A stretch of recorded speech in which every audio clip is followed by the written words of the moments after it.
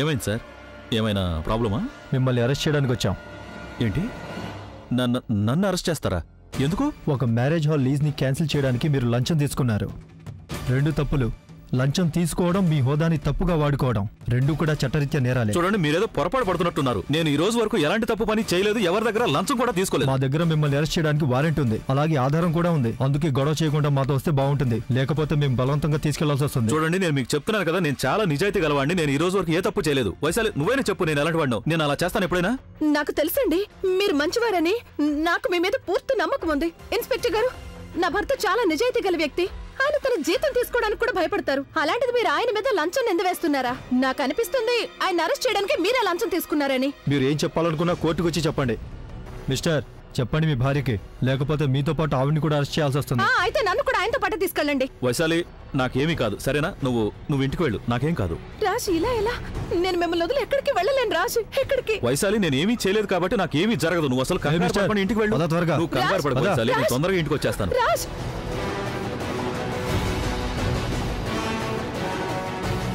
మీరు రాజుని ఎలా తీసుకెళ్ళడానికి వీల్లేదు. రాజ్, రాజు నువ్వే తప్పు చేయలేదు రాజ్. తప్పంతా నేనే చేశాను. తప్పు నాదే రాజ్. నేనే తప్పు చేశాను.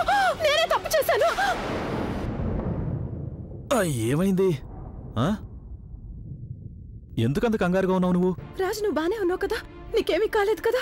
రాజ్, రాజ్ దయచేసి నన్ను క్షమించండి. నేనేది కావాలని చేయలేదు రాజ్. ఇలా జరుగుతుందని నాకు తెలీదు. రాజ్, మీరు కొంచెం కూడా కంగారు పడకండి. నేను మీకేం కానివ్వను రాజ్. అరే వైశాలి, అసలు నువ్వు ఏం మాట్లాడుతున్నావు? ఏం చేసావు నువ్వు? అసలు నాకేం జరుగుతుంది చెప్పు. అరే మాట్లాడవేంటే? ఎందుకు మౌనంగా ఉన్నావు? రాజ్, అదేంటంటే నేను మీ వాలెట్లో నుండి డబ్బులు తీసుకున్నాను దీపావళికి షాపింగ్ చేయాలని. కానీ మీరు నాకు అసలు డబ్బులు ఇవ్వనే లేదు. అందుకే మిమ్మల్ని అడగకుండా నేనే తీసుకున్నాను. అర్థమైంది. అదే ఆ డబ్బు గురించా? నువ్వు ఆ డబ్బు తీసుకుని మంచి పనే చేసావు వైశాలి. నేను అవి నీకే ఇవ్వాలనుకున్నాను, నీకోసమే ఆ డబ్బులు. అదేంటంటే నాకు దీపావళికి ఆఫీసులో బోనస్ ఇచ్చారు అందరికీ. నేను నీకు ఇవ్వాలనుకున్నాను కానీ ఇవ్వడం మర్చిపోయాను. అదేదో అంటారు కదా, ఏం చేసినా సరే చేరాల్సిన చోటుకే చేరుతుంది అని. సరిగ్గా అలాగే ప్రతి డబ్బు మీద రాసి ఉంటుంది ఖర్చు చేసేవాళ్ళ పేరు. ఇక దాని గురించి వదిలేసి ప్రశాంతంగా పడుకో. హాయిగా నిద్రపో. ఇదంతా నా కళ లేక లైవ్ టెలికాస్టా? ఇంత క్లియర్ పిక్చర్? నాకైతే కాళ్ళు చేతులు చల్లబడిపోయాయి. వైశాలి, ఒకవేళ ఈ కళ గనక నిజమైందంటే అప్పుడు నీ పరిస్థితి ఏమవుతుందో ఆలోచించు. ఇప్పుడు నేనేం చేయాలి? అక్కడ తను నన్ను అర్థం చేసుకోవట్లేదు, ఇక్కడేమో నాన్నమ్మకి నచ్చజెప్పలేని పరిస్థితిలో ఉన్నాను. Where am I struck?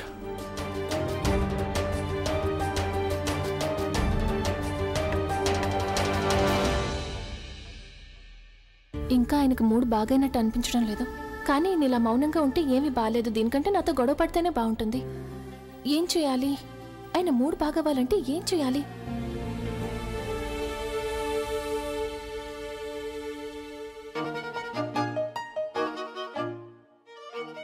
చూడండి, ఒకవేళ ఎవరైనా ప్రశ్నకి జవాబు ఇవ్వలేదు అంటే దానికి జవాబు అవునని అర్థం. అంటే ఈరోజు ఈ బెడ్ మీద నేను ఒక్కదాన్నే పడుకుంటాను. మీకు తెలుసా, బెడ్ మెత్తగా ఉంది, మీరేమో చాలా మౌనంగా ఉన్నారు. ఈరోజు నాకు చాలా నిద్రొస్తోంది. మీకు తెలుసా, మీరు ఇలా మౌనంగా ఉంటేనే చాలా బాగుంది. మీరు రోజు కనీసం ఒక 4-5 గంటలు ఇలా ఉండాలి. మీ సంగతి నాకు తెలియదు కానీ నా వెయిట్ అయితే బాగా పెరిగిపోతుంది.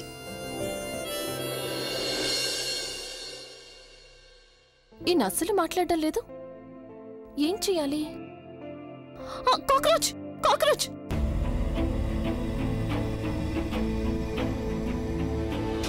నన్ను భయపెడుతున్నావా? ఇప్పటి వరకు అక్కడే ఉంది, ఏటో వెళ్ళిపోయింది. చూడు, ఈరోజు నాకు మాట్లాడడానికి కొంచెం కూడా మూడ్ లేదు. అందుకే నువ్వు కూడా మాట్లాడకుండా ఉంటే చాలా బాగుంటుంది. లేకపోతే నీ కళ్ళజోని నీ కళ్ళ దగ్గర నుంచి తీసి నీ మెడకి వేలాడేస్తాను. అర్థమైందా? ఇలా ఎలా కుదురుతుంది? That's not fair. మీకు నచ్చినప్పుడు మీరు మాట్లాడతారు, నచ్చినప్పుడు మౌనంగా ఉంటారు. ఆన్ ఆఫ్ స్విచ్ అయితే నా ముక్కు మీద ఉంది కానీ మీ ముక్కు మీద కాదుగా. అయినా అది మీ ముక్కు మీద ఎలా ఉంటుంది అసలు? మీ ముక్కు మీద ఎప్పుడు కోపం ఉంటుంది కదా, మిగతా వాటికి చోటు ఎక్కడ ఉంటుంది? నేనన్నా మాట్లాడుతున్నానా? లేదు కదా, అందుకే నువ్వు కూడా మాట్లాడకు. అయినా నేను ఎప్పుడు ఇలాగే ఉంటాను, నా మూడు.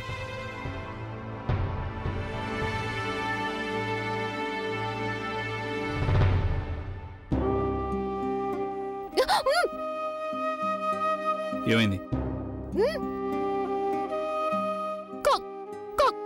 Cockroach.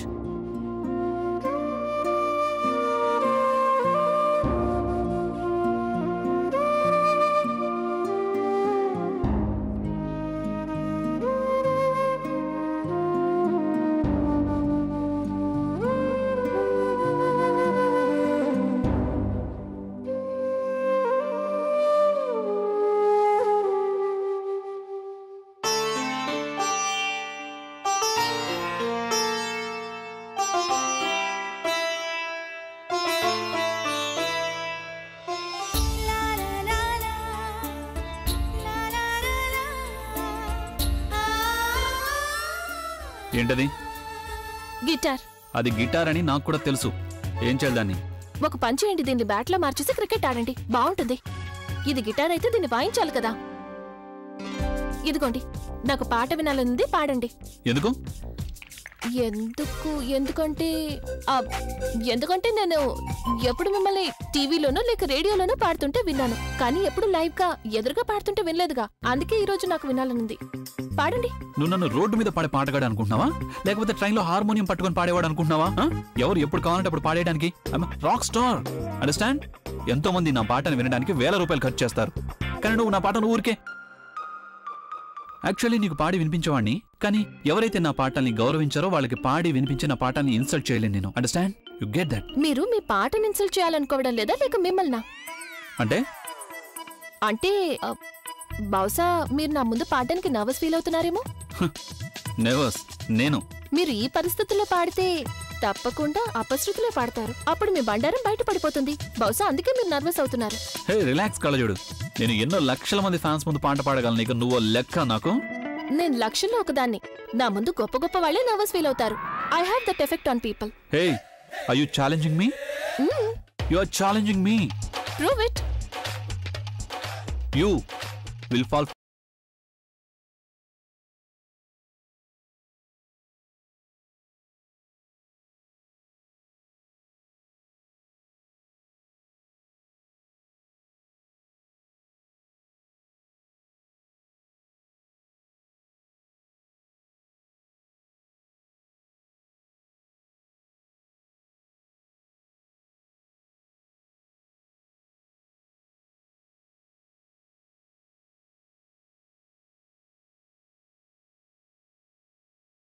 Nervous you were not, but tensed you are no more. ఇప్పుడు మీ టెన్షన్ అంతా పోయింది. అంటే దీని అర్థం కావాలని నువ్వు నా పని అయిపోయింది. By the way, you are brilliant. నాకు నిద్ర వస్తోంది, నేను వెళ్తున్నాను.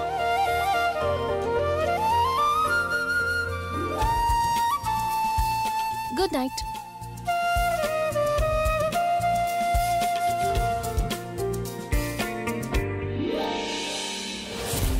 అభి నిన్న పెళ్లి విషయంలో సరే అని చెప్పలేదు, కానీ ఈరోజు తను నాకు జవాబు చెప్పి తీరాల్సిందే. ఎవరినో కలవడానికి వస్తే ఇంకెవరో దొరికారు. నీకు అభి లాంటి వాడు దొరికాడా? నీకొక సలహా ఇస్తున్నాను. ఇంతవరకు నీకు ఎవ్వరూ దొరకలేదంటే టార్చ్ తీసుకుని వెతకడం మొదలు పెట్టేయి. ఎక్కడో ఒక చోట ఖచ్చితంగా దొరుకుతాడు, సరేనా? ఒకవేళ అప్పటికి దొరకలేదనుకో, దొరికిన వాడినే నువ్వు కట్టేసుకో. అలా కాకుండా దొరికాడంటే వెంటనే వాడిని పట్టేసుకో. ఎందుకంటే ఈ కాలంలో మంచి వాళ్ళు దొరకడం చాలా కష్టం అయిపోయింది. లేకపోతే నీకు పెళ్లి చేసుకున్న వయసు దాటిపోతుంది. మోడలింగ్ చేయలేవు, పెళ్లి కూడా చేసుకోలేవు. మీరు నా పెళ్లి గురించి కంగారు పడాల్సిన అవసరం ఏం లేదు, ఎందుకంటే నేను పెళ్లి చేసుకుని ఈ ఇంటికే వస్తాను కాబట్టి.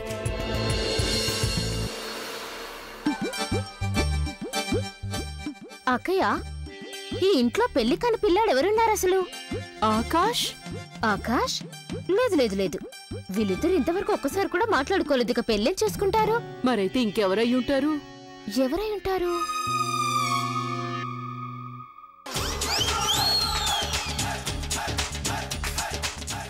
చూస్తున్నావా అక్కయ్య? ఇదిగో రాబిన్, ఇలా రా. చెప్పండి మేడం. నీకు పెళ్ళైపోయిందా? ఇంకా కాలేదు. వెళ్ళు వెళ్ళు వెళ్ళు వెళ్ళు. అక్కయ్య, నాకు అర్థమైపోయింది. ఈ తను ఉందే సుమంగళి వ్రతం ఎవరి కోసం చేసిందో.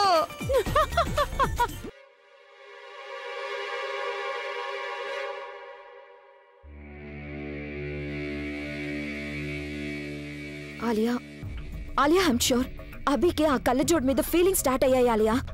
లేకపోతే తను నన్ను పెళ్లి చేసుకోనని చెప్పడానికి ఇంకేం కారణం ఉంటుంది? నువ్వే చెప్పు. అసలు నీ ప్రాబ్లం ఏంటో నేను చెప్పనతను. నువ్వు ప్రతి దానికి ఓవర్ గా రియాక్ట్ అవుతుంటావు. నీ ప్రపోజల్ ని అన్నే కాదంటానికి కారణం ఆ కళ్ళజోడు మీద ఉన్న ప్రేమ కాదు, తను నానమ్మ మీద ఉన్న ఆలోచన అంతే. నీకు తెలుసు కదా అన్నయ్య నానమ్మ గురించి ఎంత ఆలోచిస్తాడో. ఆయన నువ్వు ఇలా మాట్లాడుతున్నావు ఎందుకు? నువ్వెందుకు అర్థం చేసుకోవడం లేదు? తను అన్ని విషయాలు నేనే అర్థం చేసుకోవాలి. అరే ప్రస్తుతం నేను ఒక లూజర్ లాగా ఫీల్ అవుతున్నాను. ముందు నా కాంట్రాక్ట్ నా చేయి జారిపోయింది. ఇప్పుడు అభి కూడా నాకు దక్కట్లేదు. నేనేం చేయలేకపోతున్నాను అనియా, ఏం చేయలేకపోతున్నాను. నీ రెండో ప్రాబ్లం ఏంటో తెలుసా? ఇంకా గొడవ మొదలవ్వనే లేదు, కానీ అంతలోనే ఓటమిని అంగీకరిస్తున్నావు. ఎనీవేస్, నువ్వెందుకు టెన్షన్ పడుతున్నావు? నేనున్నాను కదా, everything will be all right. ఈ ఆర్టికల్ చదువు, ఇందులో చాలా విషయాలు రాసున్నాయి. యు నో వాట్ ఆలియా, బహుశా నేనే ఈడియట్ నేమో. నీ దగ్గర అడ్వైస్ తీసుకోవడానికి వచ్చాను చూడు. నువ్వు నీ బాయ్ ఫ్రెండ్ ని పొందడానికి ఇలా ఆర్టికల్స్ చదువుతున్నావు. ఇక నువ్వు నాకేం హెల్ప్ చేస్తావు? ఇలా చూడుతాను నువ్వు. అమ్మా ఆలియా, నువ్వు నీ ఫ్రెండ్స్కి చెప్పావు కదా ఈ రోజు సాయంత్రం మన ఇంట్లో కార్డు పార్టీ ఉందని. యా నానమ్మా, కానీ కొంతమంది ఫ్రెండ్స్ మాత్రమే రాగలరు, మిగతా వాళ్ళందరూ అవుట్ ఆఫ్ టౌన్. ఏం పర్వాలేదు, ఎవరైతే వస్తున్నారో నువ్వు వాళ్ళందరికీ ఇది కూడా చెప్పేసే. కార్డు పార్టీ అయిపోయిన తర్వాత ఇక్కడే మన ఇంట్లో లక్ష్మీ పూజ కూడా ఉంటుంది. తర్వాతే తిరిగి వెళ్ళాలి. All right. తను నీకింకేమీ ప్రోగ్రాం లేకపోతే నువ్వు కూడా రావచ్చు. అలాగే నానమ్మా, మీరు పిలిచారుగా, నేను తప్పకుండా వస్తాను. నానమ్మ నన్ను ఇన్వైట్ చేశారా? నానమ్మ నిన్ను కూడా ఇన్వైట్ చేసింది, కానీ అది వదిలే. ఏమన్నా నువ్వు? నేను ఈ చెత్త ఆర్టికల్ ని నా బాయ్ ఫ్రెండ్ ని తిరిగి పొందడం కోసం చదువుతున్నానన్నా? అది నిజం కాదు స్వీట్ హార్ట్. ఈ ఆర్టికల్ ని నేను నా కోసం చదవడం లేదు, నీ కోసమే చదువుతున్నాను. నీకు తెలుసా, ఈ ఆర్టికల్ చదివిన తర్వాత నాకు ఎంత బ్రిలియంట్ ఐడియా వచ్చిందో.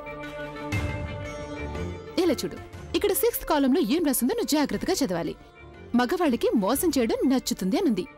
ఒకవేళ మనకి ఎదురుగా ఉన్న మన కాంపిటేటర్ మనని గెలవనివ్వడం లేదు అంటే వాళ్ళని మన దారికి అడ్డం తొలగించుకోవాల్సిందే. అందుకని ఇప్పుడు నేను నీకు సాయం చేస్తాను, ఆ కళ్ళజోడు నీ దారికి అడ్డం తప్పించడానికి.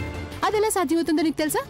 ఆ కళ్ళజోడిని నీ దారికి అడ్డం తొలగించుకోవటానికి మన నాన్నమ్మ దృష్టిలో తనని దిగజార్చాల్సి ఉంటుంది. అర్థమైందా? లేకపోతే మనం ముసలివాళ్ళం అయిపోతాం. ఇలాగే చదువుకొని నన్ను చాలా విషయాలున్నాయి ఆర్టికల్లో. ఆలియాతో మాట్లాడుతూ కూర్చుంటే ఏం జరిగేటట్టు కనిపించడం లేదు. అభిని పొందాలంటే నేనే ఏదో ఒకటి చెయ్యాలి. ఎందుకంటే నేను లేట్ చేసే కొద్దీ అంతా అయిపోతుంది. గుడ్ మార్నింగ్ బ్రో, అంతా బానే ఉంది కదా? హ్యాపీ దీపావళి. హే, కేవలం విష్ చేస్తే సరిపోదు. ఈరోజు రాత్రికి నేను కార్డ్ పార్టీ ఇస్తున్నాను, అందుకే నువ్వు రావాల్సిందే. చూడు, ప్రతి సంవత్సరం లాగా ఈసారి కూడా నువ్వే గెలుస్తావు, సరేనా? అందుకని ఈరోజు బోలెడైన డబ్బులు తీసుకుని రావాలి, because we are playing high stakes. Hey, రాకిన్ కూడా నీతో తీసురా.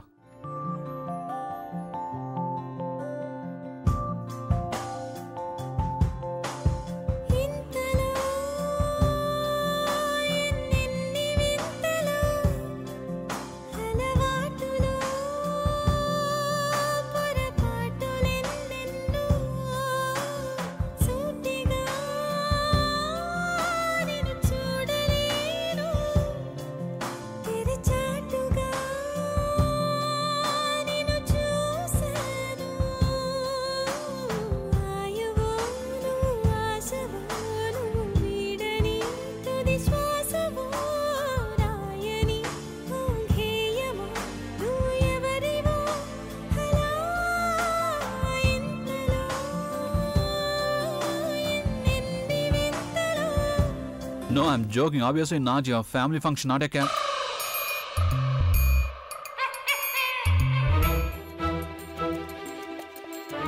I'll call you back here. నువ్వు నాకు ఎగ్ తినిపిస్తున్నావా? మీరు ఇంకేమైనా తినాలనుకున్నారా? లేదు లేదు, నేను ఎగ్ తినాలని అనుకున్నాను, కానీ నీ చేతులతో తినాలని అనుకోలేదు. ఈ హక్కు నేను తనుకి మాత్రమే ఇచ్చాను. నువ్వు యూజ్లెస్ తెలుసా? ఉదయాన్నే మూడంతా పాడు చేసావు. ఎవరిని అడిగి నువ్వు నాకు ఎగ్ తినిపించావు అసలు? హలో హలో, ఎవరిని అడగాల్సిన అవసరం లేదు. నిజంగా మైండ్ బ్లోయింగ్ ఎగ్ బాయిల్ చేసి తీసుకొచ్చింది. It's cool. అరే నానమ్మ, హ్యాపీ దీపావళి. హ్యాపీ దీపావళి బాబు, హ్యాపీ దీపావళి. చెప్పు నానమ్మ, దీపావళికి నీకేం కావాలి? నా సంగతి సరే, ముందు నువ్వు చెప్పు. ప్రజ్ఞకి ఏం బహుమతి ఇవ్వబోతున్నావు నువ్వు? తనక ఆ ప్రజ్ఞకి ఇంట్లో ఇదే మొదటి దీపావళి కదా. నిజం చెప్పాలంటే తనకి ధనత్రయోదశి నాడు నువ్వు తనకి ఏదైనా గోల్డ్ జ్యువెలరీ కొనిస్తే బాగుంటుంది. కానీ నాకు తెలుసు బాబు, నీ గోల్డ్ అంటే అస్సలు ఇష్టం ఉండదని. కానీ అవి బజార్లో బోల్డ్ అని వస్తువులు దొరుకుతున్నాయి, ఏదో ఒకటి తీసుకొచ్చి ఇవ్వచ్చు కదా. అయ్యో నానమ్మ, ధన త్రయోదశి అయితే ఏంటి, ఇంకేదైనా అయితే ఏంటి, ఏంటి తేడా? తనకి ఏదో ఒకటి కొనివ్వాలి అనే విషయం నాకు గుర్తుంది. కానీ అదేంటంటే నేను బయటకు వెళ్ళగానే ఆ విషయం గురించి మర్చిపోయాను. I forgot. మర్చిపోయావా? కానీ నాకు గుర్తుంది. ఇదిగో చూడు, నేను నీ తరపున ప్రజ్ఞ కోసం ఈ హారం తెప్పించాను చూడు. ఇదిగో, నువ్వు ఏ బహుమానమూ తీసుకురాలేదు కాబట్టి ఇప్పుడు ఈ హారాన్ని నీ చేతులతోనే అమ్మాయికి వెయ్యాలి. నానమ్మ, నువ్వే తీసుకొచ్చావు, నువ్వే తనకి వేయచ్చు కదా, అప్పుడే బాగుంటుంది. లేదు బాబు, దీన్ని నువ్వు నీ చేతులతో వేస్తేనే బావుంటుంది. కాని సాకులు చెప్పద్దు, వెయ్యి. వద్దు నానమ్మ, చాలా బరువుగా ఉంది, తను అస్సలు మైలేదు. తను వేసుకోగలదులే బాబు, ముందు నువ్వేయి చెప్తాను.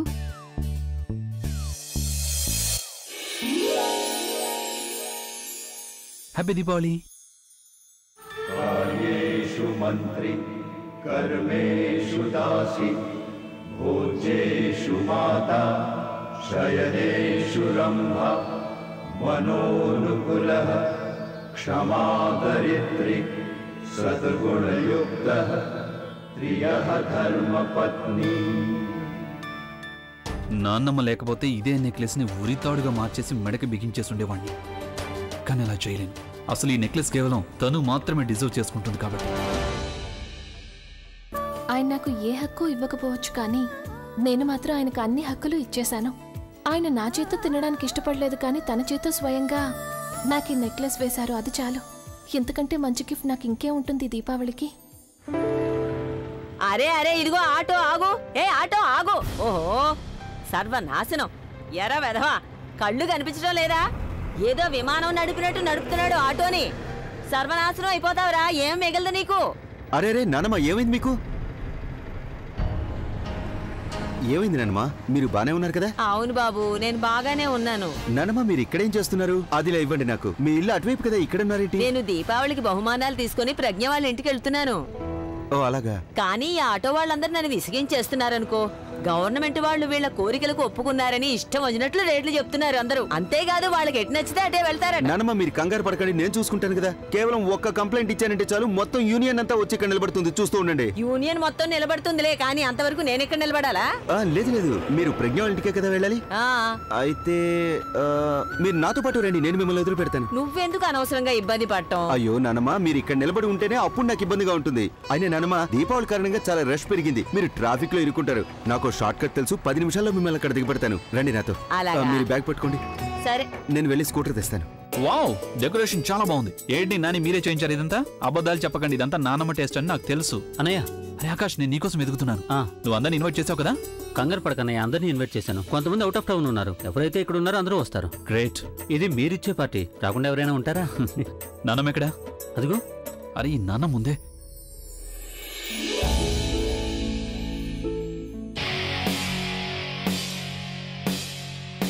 వద్దబి, అక్కడికి వెళ్ళకు. ఆ కళ్ళజోడు కూడా అక్కడే ఉంది. ఇప్పుడు నేను వెళ్ళానంటే మా ఇద్దరిని చూసిన వెంటనే నాన్నమ్మకి ఖచ్చితంగా ఏదో ఒక రిచువల్ గుర్తొస్తుంది. ఆ తర్వాత దాన్ని చచ్చినట్టు చేయాల్సి వస్తుంది. So it's better you avoid them.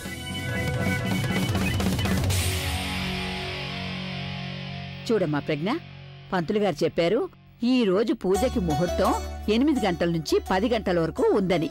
అందుకని నువ్వు సిద్ధంగా ఉండు. ఎప్పుడైతే అభి తన కార్డ్ పార్టీని పూర్తి చేస్తాడో మనం ఇక్కడ పూజను మొదలు పెట్టేయచ్చు. అలాగే అమ్మమ్మ. చూడమ్మా, ఈ రోజు దీపావళి పండగ. అందుకే నేను కోరుకుంటున్నాను ఈ ఇంటి బాధ్యతలన్నీ ఇక నువ్వే చూసుకోవాలని.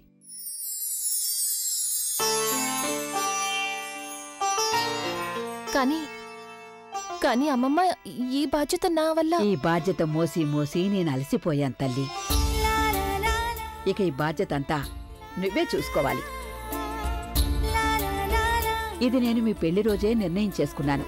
కానీ సరైన అవకాశం కోసం ఎదురు చూస్తున్నాను. అయినా దీపావళి కన్నా మంచి రోజు ఇంకేముంటుంది చెప్పు? నాకు నీ మీద పూర్తి నమ్మకం ఉందమ్మా. ఈ ఇంటికొచ్చిన లక్ష్మీదేవి నువ్వు. పైగా నీకంటే బాగా ఈ బాధ్యతల్ని ఇంకెవరూ మొయ్యలేరు కదా ప్రజ్ఞ. అమ్మమ్మ, నేను ఇదంతా నా వల్ల కాదు. ఎందుకు నీ వల్ల కాదు? ఎందుకంటే అది చూడు, ప్రేమగా చెప్తున్నాను. వినకపోతే హక్కుతో చెప్పాల్సుంటుంది. అయినా నువ్వు ఒప్పుకోకపోతే నేను నీకు ఆర్డర్ వేస్తాను.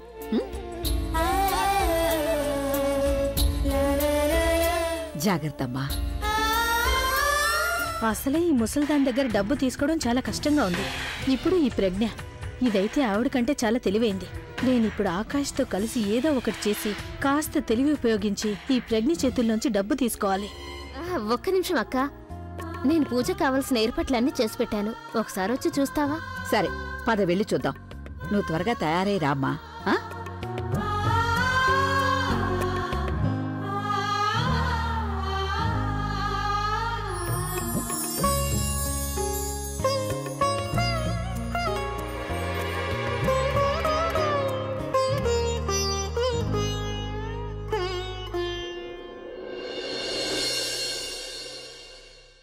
నువ్వు నా ముందేం చేస్తున్నావు? నేను కూడా అది అడగచ్చు. నో నో నో నో, నువ్వు ఇలా అడగలేవు. ఎందుకంటే నువ్వెప్పుడు నా దారికి అడ్డుపడుతూ ఉంటావు. నీకంటే ఆ పిల్లే నయం. అది దారికి అడ్డొచ్చినా అలాగే వెళ్ళిపోతుంది, కానీ నువ్వు మాత్రం దారికి అడ్డుగా నిలబడిపోతున్నావు. అలాగే ఇప్పుడు ఎలాగో వచ్చావు కాబట్టి నీకు ఒక మాట చెప్తున్నా విను. ఈరోజు మేమంతా కార్డ్స్ ఆడబోతున్నాం. నీ కార్డ్స్ ఆడటం వచ్చా? రాదు కదా? అయితే నువ్వు పంచే, నువ్వు నా టేబుల్ చుట్టుపక్కల కూడా రాకు. చుట్టుపక్కల కాదు కదా, కనీసం దూరం నుంచి నన్ను చూసినా సరే హాయ్ అని నవ్వకు. ఎందుకంటే నేను నీ మొహం చూశాననుకో, అప్పుడు నా లక్ నేనే పాడు చేసుకున్నట్టు అవుతుంది. అర్థమైందా? నువ్వు ఈ విషయాన్ని బాగా గుర్తుపెట్టుకోవాల్సి ఉంటుంది. సరేనా? ఎలా గుర్తుపెట్టుకోవాలి? బాగా గుర్తుపెట్టుకోవాలి. Don't forget.